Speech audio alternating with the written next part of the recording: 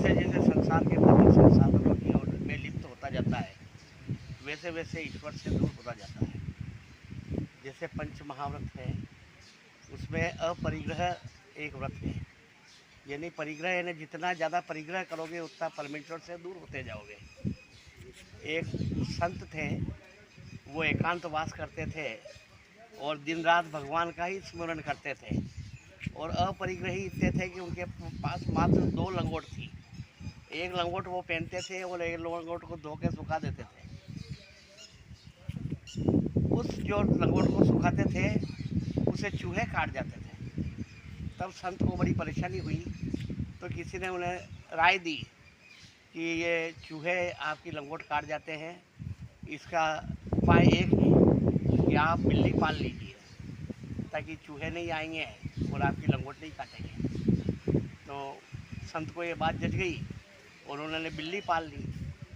अब वो बिल्ली आने से चूहे तो नहीं आ रहे हैं, पर संत का ध्यान बिल्ली में चला गया कि ये बिल्ली पाल रखी है, अब इसको बिल्ली को खाना पीना दूध भी पिलाना पड़ेगा, तो इसको दूध की व्यवस्था कैसे की जाए।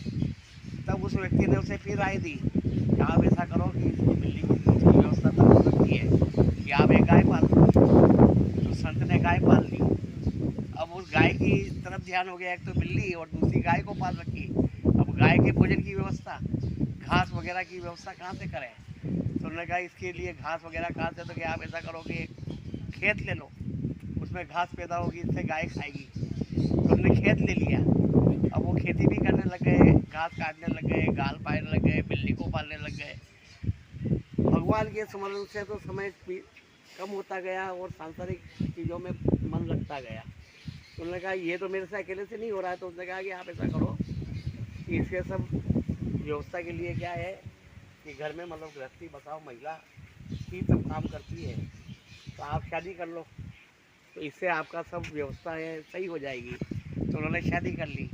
अब वो शादी के साथ में अब उनको पत्नी को भी पालना, तो फिर और आगे बढ़ा। इस तरह से बच्चे हो गए और बच्चे बड़े करना, उनको पढ़ाना, उनकी शादी करना। तो अच्छा खासा संत जो था वो एक लंगोट काटने के पीछे, चूहे के काटने के पीछे परिग्रह में फंसता गया और संत से सांसारिक बन गया, गृहस्थ बन गया, और उसका भगवान से जो था अनुराग वो टूट गया, दूर हो गया, और संसार से उसका नाता जुड़ गया।